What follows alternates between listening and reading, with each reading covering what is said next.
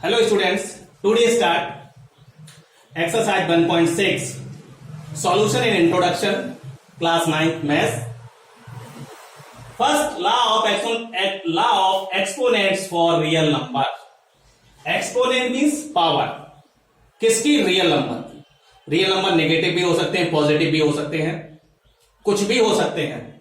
But यहां हमने लिया है रियल नंबर है greater than zero, greater than zero है, इसीलिए हमने पॉजिटिव लिए हैं.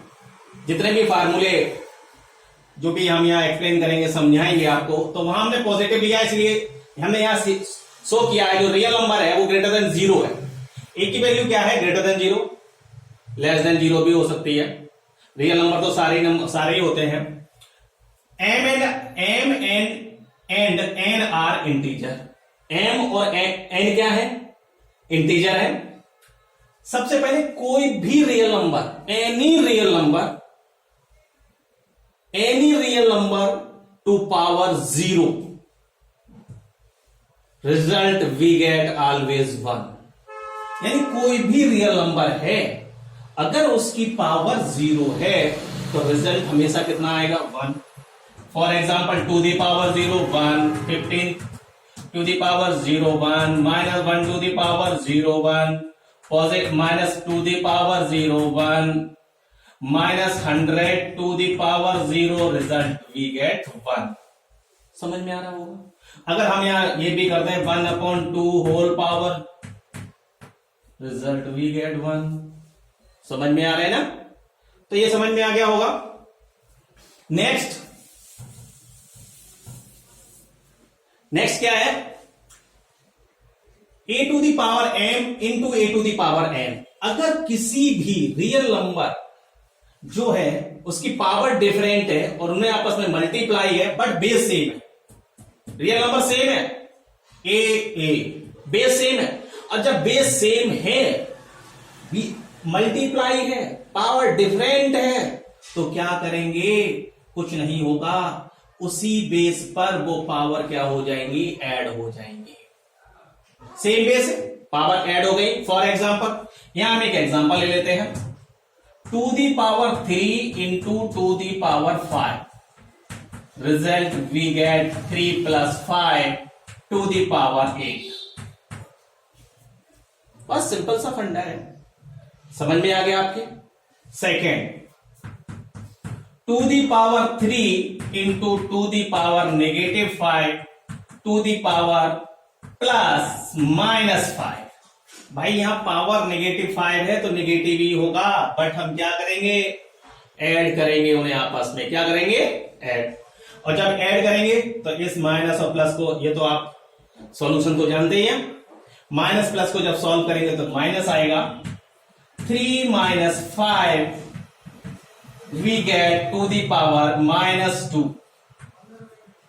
अब इसे पॉजिटिव करने के लिए इसका रेसिप्रोकल कर दो. रेसिप्रोकल मींस इसके अपॉन में कुछ भी हो, जो न्यूमरेटर है वो डिनोमिनेटर होगा और जो डिनोमिनेटर है वो न्यूमरेटर होगा. अपॉन में कुछ नहीं था, हमने 1 ले लिया, तो ये हो जाएगा 1/2 दी पावर 2.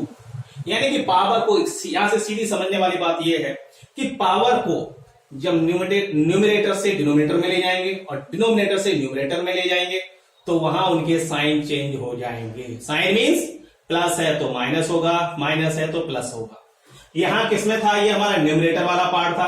किसमें कन्वर्ट हो गया? डिनोमिनेटर में. तो ये पावर क्या हो गई हमारी? ऐड. वो पावर क्या होगी? पॉजिटिव.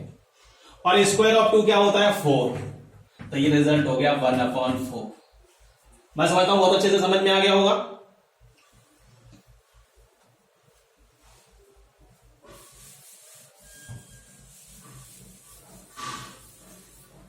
नेक्स्ट क्या है? A to the power m whole power N.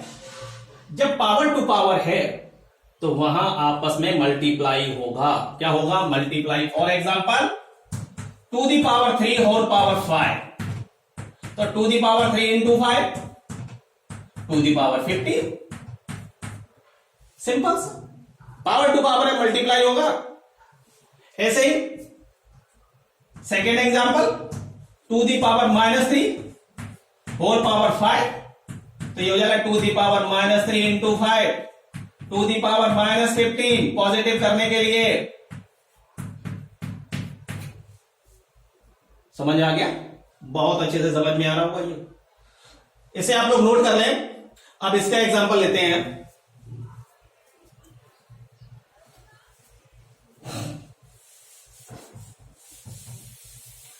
अब जो एग्जांपल लेंगे, a to the power m upon a to the power m, a to the power m upon a to the power m। तो यहां देखें क्या होगा। ये जो मैंने भी क्या बताया था, जब यहां बेस सेम है, बेस सेम है तो पावर इसे हम क्या कर सकते हैं, ट्रांसफर करेंगे। जैसे ही डिनोमिनेटर से न्यूमरेटर में कन्वर्ट करेंगे तो ये पावर कैसी हो जाएगी, नेगेटिव।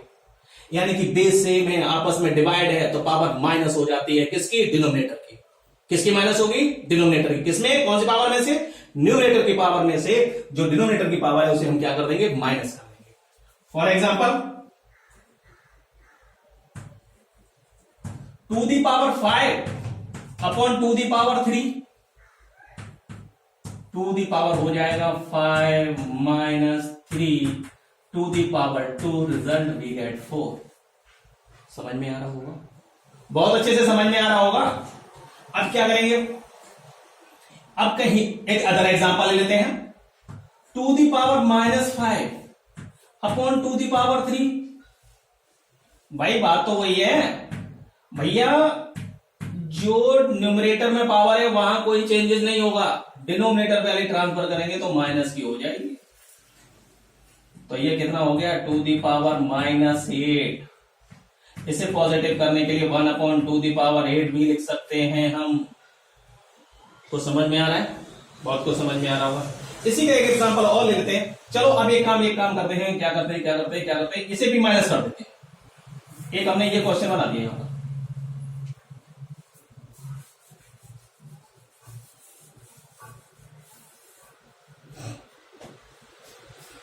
टू दी पावर -3 कर दिया, कोई विशेष बात नहीं है। -5 -3 को ट्रांसफर करेंगे +3 हो जाएगा, तो टू दी पावर -2 आ जाएगा।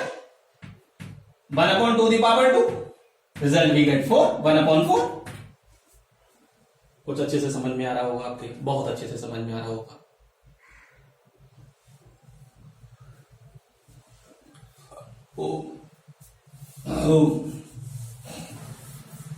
अब देखिए नेक्स्ट क्या है, a to the power m into b to the power m equal ab whole power m। आप क्या देख रहे हैं कि बेस डिफरेंट है बट पावर सेम है। बेस डिफरेंट है बट पावर सेम है। जब ऐसी कंडीशन आएगी तो जो बेस है उनका आपस में मल्टीप्लाई हो जाएगा और वो होल पावर में कन्वर्ट हो जाएगी। दिखाई दे रहा है? For example, two the power 5 into 3 to the power 5, ये हमने एग्जांपल ले लिया।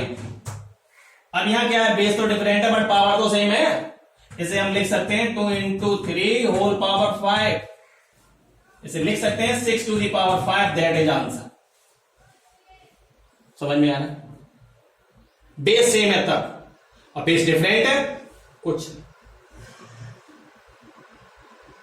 तो ये जितने भी ये हमारे क्या थे, आइडेंटिटीज थी, इनसे रिलेटेड मैंने आपको एग्जांपल समझा दिए। अब कुछ आइडेंटिटी और है, मुझे समझना, थोड़ा ध्यान से समझेंगे आप, थोड़ा ध्यान से।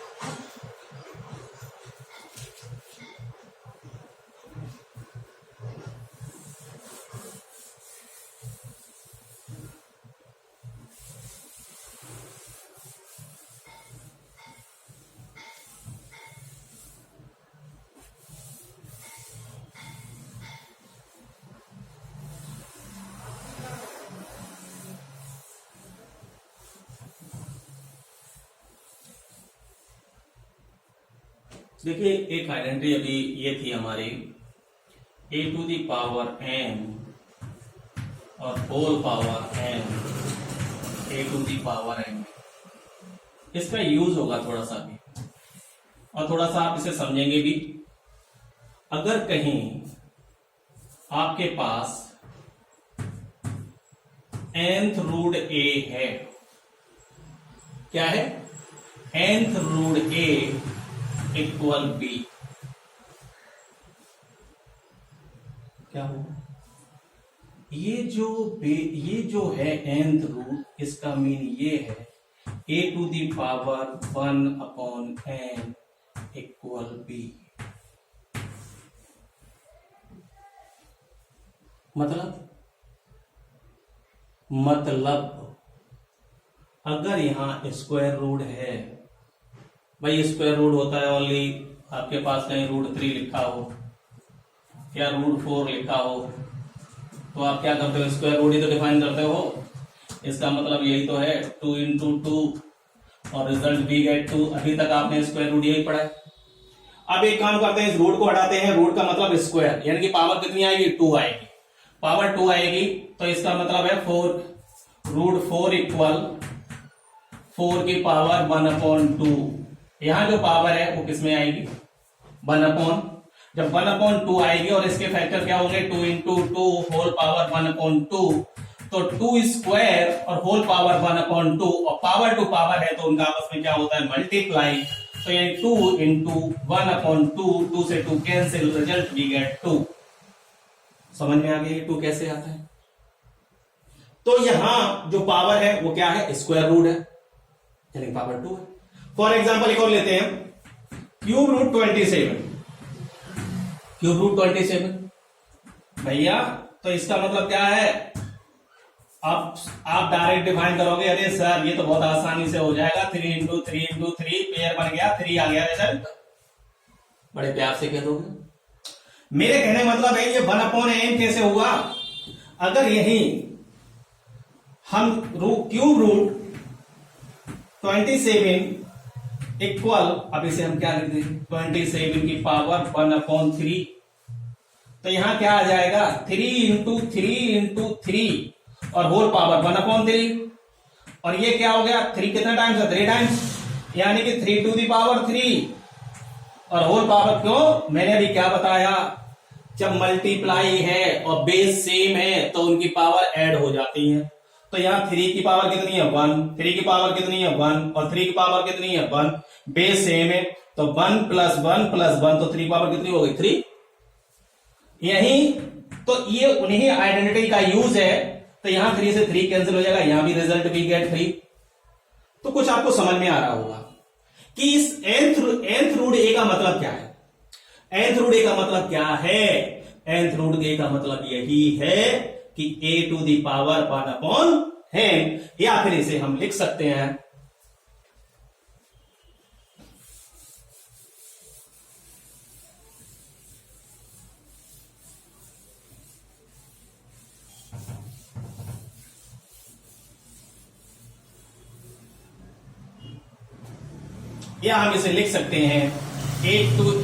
a equal b to the power है। इसे हम ऐसे भी लिख सकते हैं, ध्यान रखना, क्योंकि आपको पता है भैया 2 स्क्वायर इक्वल क्या होता है?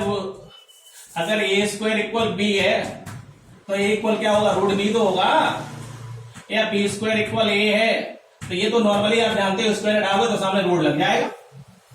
तो वही है, जब यहाँ पावर 2, यहां स्क्वायर था तो इसलिए स्क्वायर रूट आ गया, क्यूब होगा तो क्यूब रूट आ जाएगा।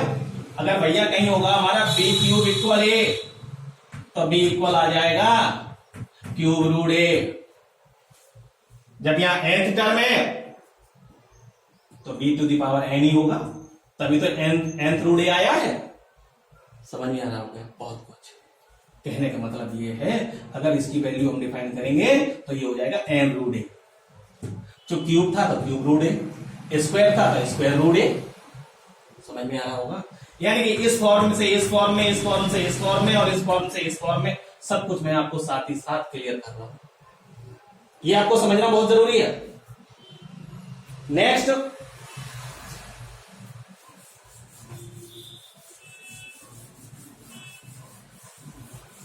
अब ये मोस्ट इंपॉर्टेंट है, बहुत अच्छे से समझना इसे।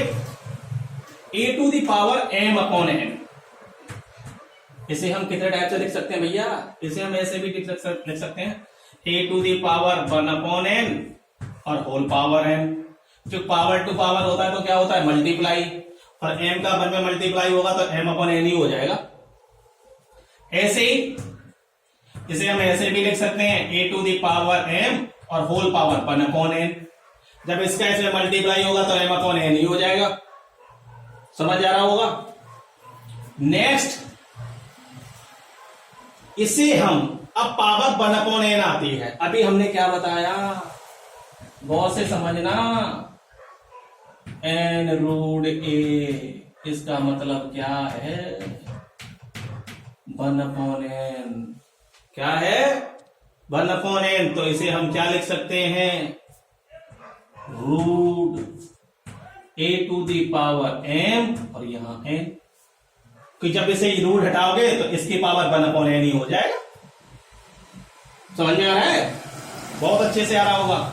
और इसे हम ऐसे भी लिख सकते हैं n√a और होल पावर n, क्योंकि इसे भी एक्सप्लेन करोगे तो 1/n आएगा, तो भी m/n ही हो जाएगा।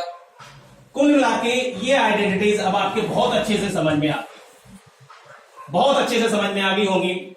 आप इसे भी नोट कर लीजिए। अब आपको इससे रिलेटेड आपकी एक्सरसाइज के क्वेश्चन कराते हैं और बहुत अच्छे से समझाएंगे, बहुत थोड़ा डीपली समझना है।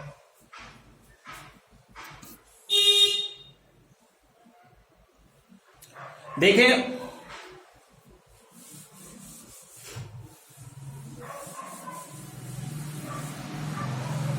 ये आपका था introduction part. Introduction part finish हो गया और इंट्रोडक्शन पार्ट को आपने बहुत अच्छे से समझ भी लिया। अब समझने के बाद आपकी एक्सरसाइज आ जाती है, तो हम एक्सरसाइज को बहुत अच्छे से समझेंगे और ज्यादा टफ नहीं है। आपके यहां बहुत कुछ कम दिया है इसमें, बट कुछ क्वेश्चन है जो आपको समझने भी होंगे और करने भी होंगे। देखिए,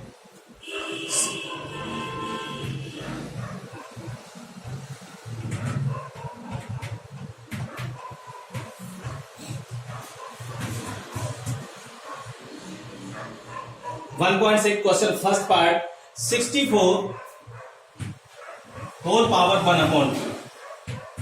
इन्होंने कहा इसे सॉल्व कीजिए। अरे भैया, अब इसके फैक्टर कर लो आप। अरे भाई, 8 × 8 और whole power 1/2, 8 square 1/2 power to power multiply 2 से आंसर इज 8। तो सर ये तो बहुत आसान है, हम आराम से कर लेंगे। तो सेम ऐसे ही ये आपका 32 होल पावर 1/5 सेकेंड पार्ट है। 32 होल पावर 1/5। अब यहां 32 के फैक्टर करोगे आप, 2 × 2 × 2 × 2 × 2 फैक्टर करना सभी जानते ही हैं।